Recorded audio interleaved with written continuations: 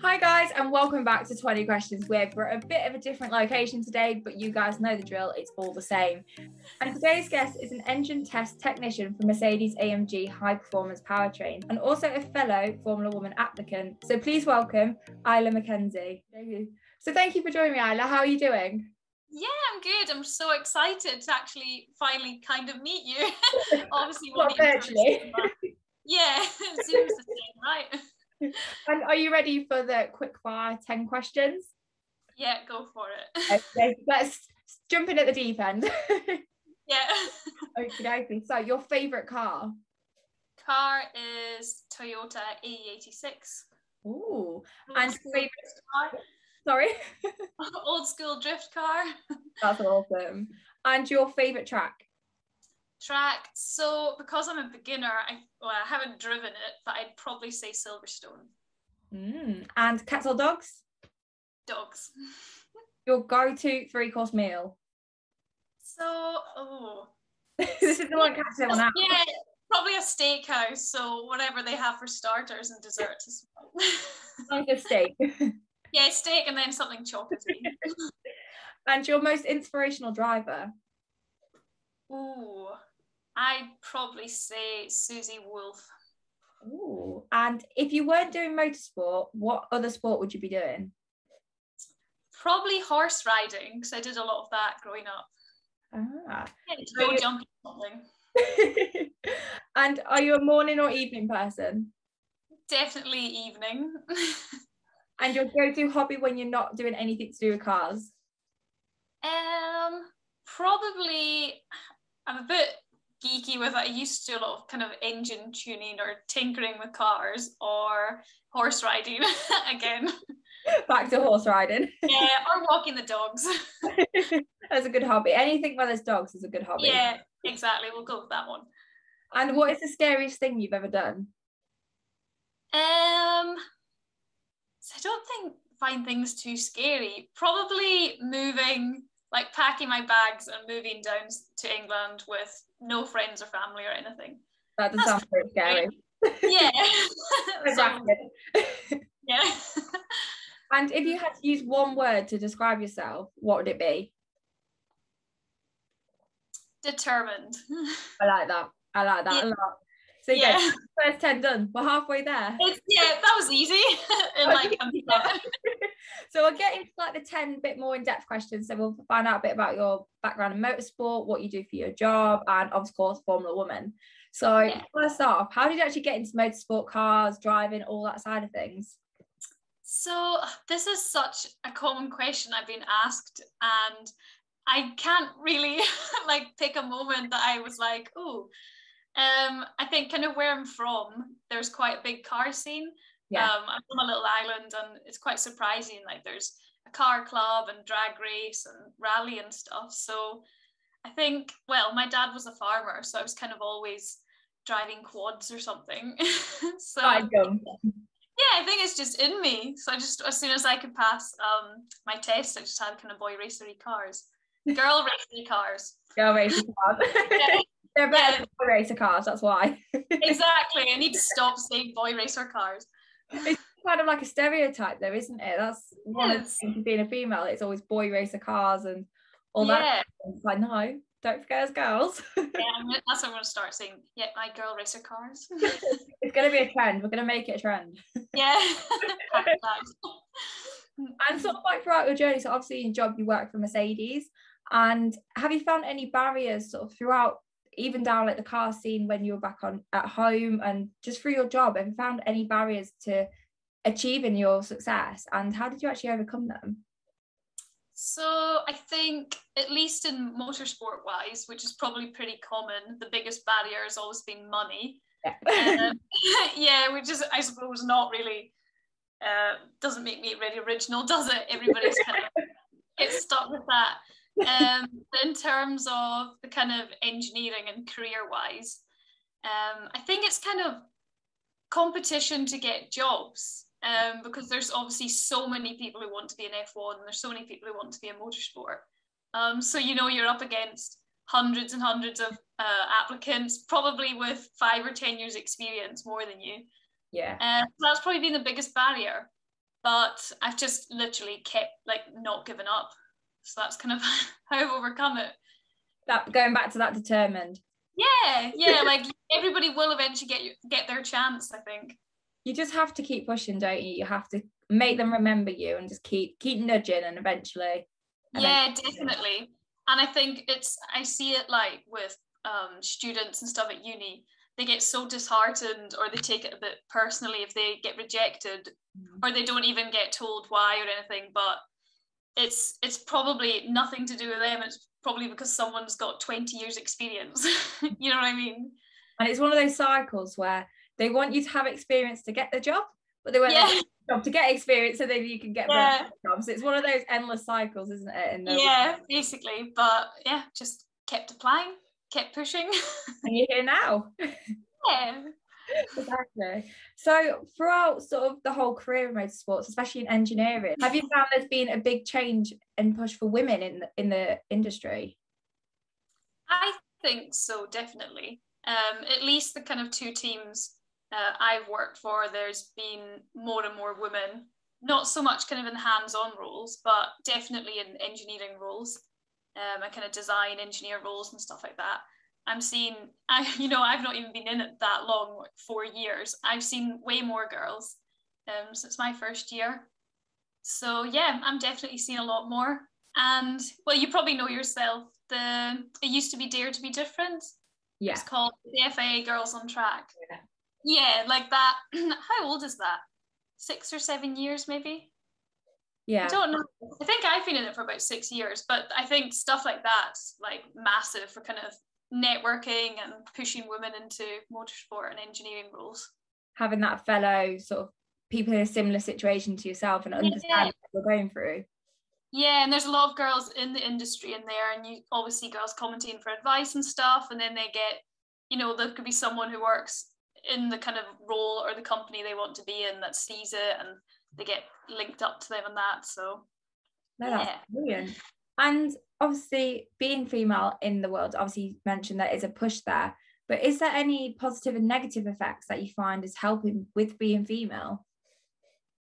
I think I would definitely be lying if I said I've never had, from like the beginning of my journey going to college and uni and then my jobs, I have had a few, it's not all been amazing, and there has been a few female related things, but definitely on the whole, like that was tiny fractions of my whole journey. So no, I wouldn't say I've had too many negative things.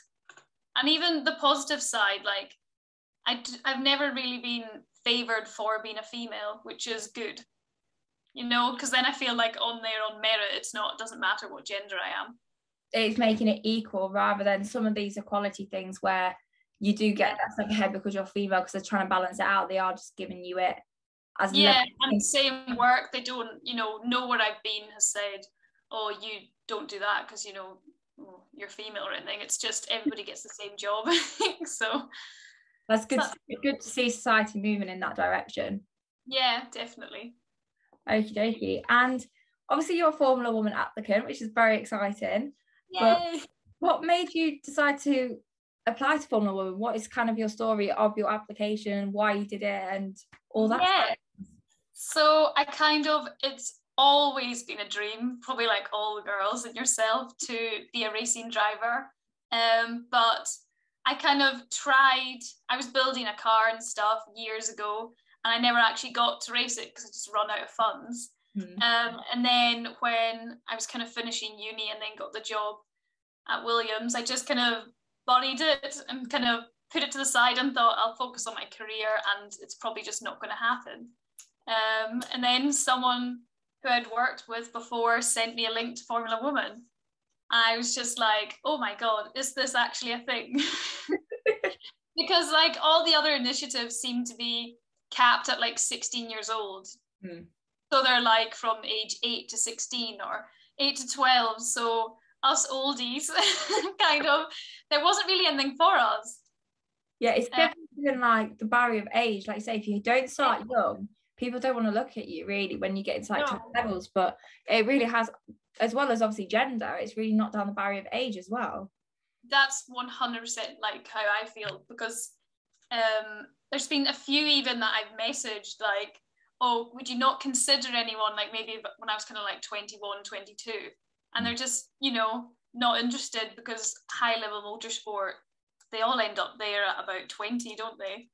Even F1 now, they're all, yeah, they're really young, 20 years old or even younger. I think some of them, it's ridiculous. Yeah, so I saw it and then applied, because I thought it's a massive opportunity, isn't it? Too good for the amount we pay to apply compared to what the actual prize is. It's insane.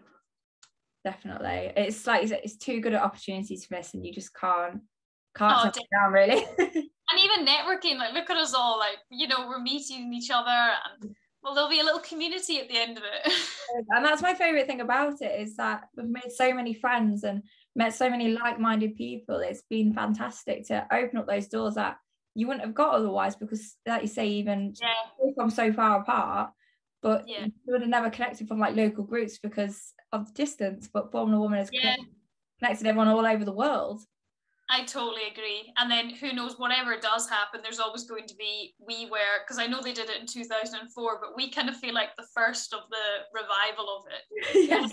We'll be that post-COVID group, you know, we'll always kind of keep in touch with each other.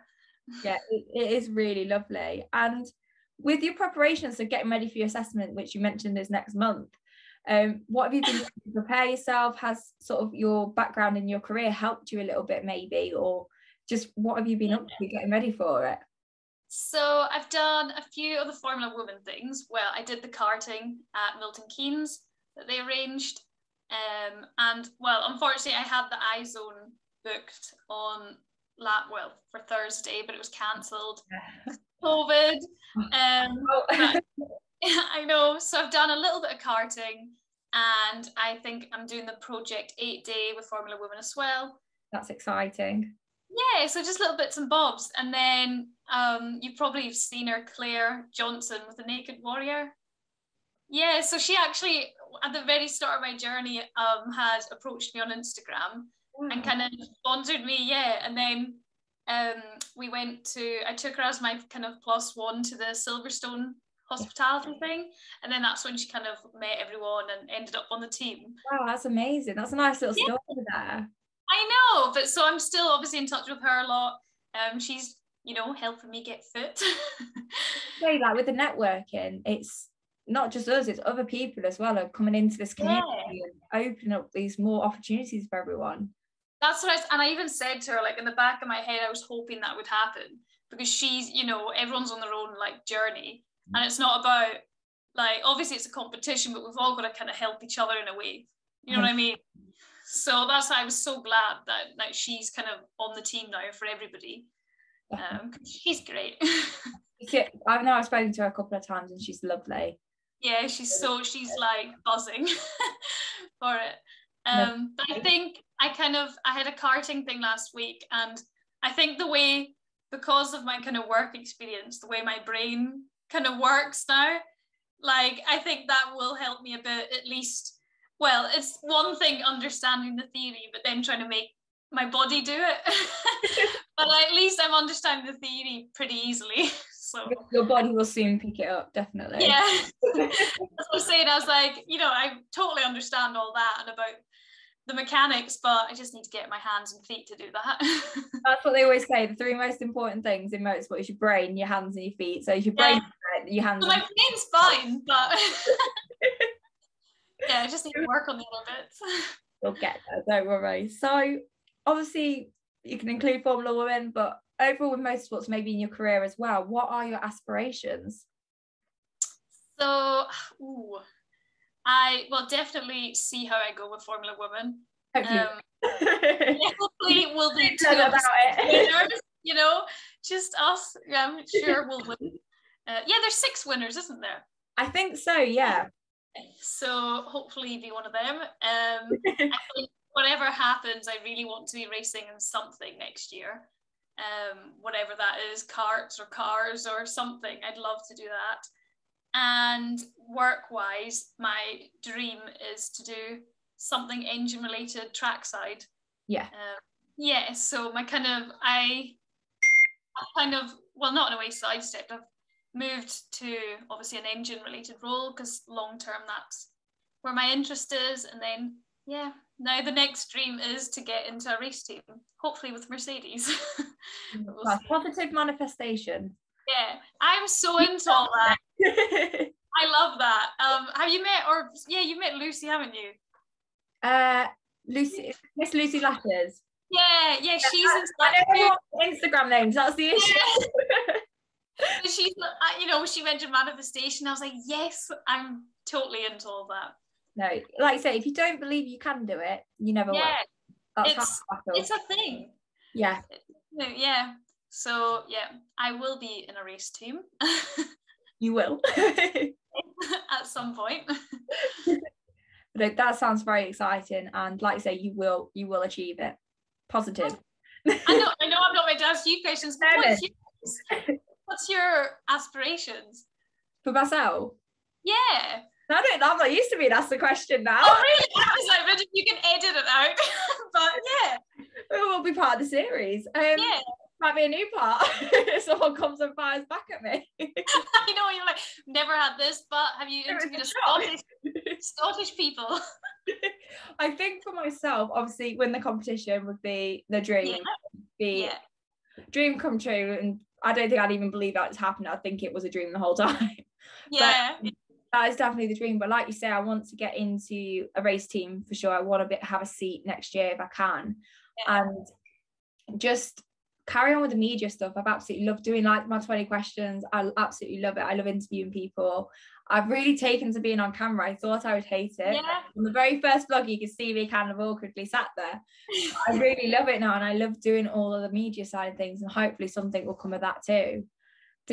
Positive manifestation. Yeah. Have you seen someone to follow, Queen Bee? Oh, I love her. Yeah, I can literally see you being like her. She's my, like, when you have like one person in mind when you're doing all this, that's her for me. Really? Oh, well, I can see it. That's who I was thinking you were like you could be. Yeah, because she does the drift. You could do the commentating of the racing. Oh, you never know where life might take you. That's the thing. Exactly. I'll see you and I'm like, I told you. I'll be commentating you while you're racing. There we go. Well, or you as well. You with the mic in the car. Oh no, multitasking. Yeah, multitasking. When women will sort of be superior, we'll be able to commentate ourselves. Yeah, exactly. Make that rule redundant. Exactly. And so back to yourself. So over all the years within your career, motorsport, all that sort of jazz, what has been your favourite memory? So I was trying to think of this, and I think I've got two. One of them, which kind of sparked like, this is what I want to do long term. When I was at Williams, I got to go to one of the F1 tyre tests at Silverstone as like a kind of assistant engineer for the week, and that was like a dream come true for me. Like, the little island in the garage, like I had a little spot on there. Wow. It was like a dream come true. So that's definitely the highlight of when I was there. And I think just the buzz of, I did 3 car builds there. And it's just like, favorite moment of the year was always contributing to the big rush to get all these parts through, get the car built, and then hearing the engine fire up for the first time. Wow. Yeah, that was literally like, I'd get like tingles. It was like so exciting. And that's why I'm so buzzing to be now working for the engine side of it. So hopefully one day I'll be doing the fire up.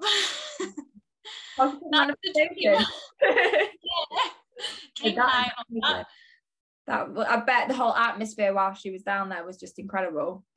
It is. It's just, it makes everything so worthwhile. All the hard work, all the sweat, tears. Yeah. It makes that all worth it, doesn't it, in the end? Yeah. That's the best thing about just motorsport, because there's always teams, isn't there? It's not just a driver or whatever. So it's always quite a good atmosphere. Got that support network, haven't you? And I think that's almost where Formula One is coming together. It's like a team. Yeah. And we've all got each other's back, regardless that we're competitors fighting for the same seat. We've got each other's back, and where one can help one another. We all do, and it's so lovely. Like you say, the motorsport atmosphere has been adopted by it as well. I know. I was actually saying this to someone the other day, like you never know when you might come across someone again, or you might need them. Like, so that's why I'm always like thinking of karma, just be nice, you know. Instead of dog eat dog, you should be nice, you should at least help each other, and who knows. You got to do what you can. I mean, you like, is it what goes around comes around? That's the saying. Yeah, definitely. So, but I can feel it. Like I've not come across anyone off or mean or anything. I think it's been great. It has, and I can't wait to meet everyone as well. Yeah, I know. I wonder when we will all meet if we're on different assessment days. They should do just one big party at Christmas or something. Yeah. It's a little bit easier. We can all just meet up at like one central location and just be like, we're finally all here. Actually, oh my word, we should totally push for that. After the final assessment, whatever happens. Like a celebration. Yeah, everyone should just have a big day together. Okay, we need to get on to Graham about that. Yeah. Get this when it comes live, we'll send it across and be like, Graham, we've got an idea for you. Yeah, bring your own booze. Exactly, make it cheaper. Jobs are good. Yeah. I'm well up for that. Even something like a car meet, to be honest. Like, do our own car meet. Everyone can bring their pride and joys, and like say, have a few booze, all that side. Got to have, like, maybe a bit of champagne because that's motorsport theme then, and just have a celebration. That is such a good idea. Yeah, if not, it'll just be gonna go like ramping up, and then just stop. We need like a good. Like go out on a bang at least. Yeah, definitely. There we go. Right, we're getting that sorted. Yeah. To the next thing, apart from party planning. So for those out there looking for getting into engineering, what are your 3 top tips? So I wrote these down so I wouldn't forget. I really thought about it. I think one thing that definitely helped me was work experience on my CV. And it doesn't have to be going to a company and, you know, spending a week there. Even like doing teas at someone's race team at the weekend or anything like that. Just networking, getting something on your CV that shows that you've got the initiative to kind of go out and do that. So that definitely helped my CV stand out initially. And then networking is another one. Like I was kind of saying before, you just never know when you're going to see someone again. In motorsport, people move teams or move about so often, and it's such a small world. It's like huge to just be nice to who you meet and remember them. Yeah. You know, like try and make a little network for yourself, because that'll definitely help you in the long term. And to be persistent. Yeah. Which helped me too. Like I was saying earlier, don't take it to heart if you know you don't get an interview or you don't get offered a job. Just keep persisting, keep applying for stuff, even if you've got to go to a lower formula or a kind of different job to get your foot in the door somewhere or on the ladder. Like think of the long term. Stay determined, like you said. Yeah, stay determined and just don't think you've got to be in your dream job as your first job out of uni. Yeah, it takes time to build up, doesn't it? Yeah, definitely. Just to think of the long term. Patience. Patience. I can't even get my words out now. Patience is a virtue. Yeah, I'm a fine one to talk. I'm not very patient, but I try to be. Don't worry. I'm telling other people, be patient. But yeah, it's a good thing. And on to the very last question. What is your best advice for those that want to make it and go out there into the motorsport world? So whether that's driving, building cars, getting into engineering, just the whole community. So I think for racing anyway, apply to Formula Woman while you can. And when I was at uni, the best kind of way for me because I moved from the Isle of Lewis to kind of Glasgow area, and I didn't know anyone there, didn't know anyone in the car scene. The best way for me to get my foot in the door was just to go to local car clubs, join them, even just go to, like you said, like car meets, just actually go and push yourself to kind of mingle in these places and talk to people. Don't just go and go home having not spoken to anybody. And yeah. best way to do it. Like, people kind of underestimate car clubs, but it's the best place to go to kind of get started. Definitely. Like I say, you don't know who you're going to meet. Even like the first car club I went to at uni, it was Coatless Car Club, and from that I ended up marshalling quite a lot of the Scottish Rally Championship events. Oh, I bet you loved that. Yeah, I did. I loved it because at the time that was like my dream, to be a rally driver. But it's just bits from that. Like, I still speak to a lot of the people that I met back then. That's so lovely. It shows how sort of connected and just, I think, genuine the true motorsport community are, because everyone's got that one passion. It doesn't matter whether you like supercars or whether you like sort of sleepers, rally, drift, anything. They all have that appreciation for cars and motorsport and driving a car well. And on the whole, like, everybody's pretty welcoming. They want to help you. Like, one of the sponsors I've got, Turner Motorsport, I actually worked for them for a summer at uni. Yeah. And I've kind of obviously got them all on Facebook and kept in touch with them over the years. And when this competition then came up, you know, that's them sponsored me. But just shows, you know, all those like years ago, you make those connections and network with people, and it pays off. Definitely. It might not be initially, but at some point. Yeah, definitely. So you made it through all 20 questions. How was it? It was good. Well, obviously, you know, I couldn't help myself asking you one as well. But yeah, it was fun. I know, you were like, oh, I've never had that. I had to think I was like listening correctly. I was like, I'm sorry.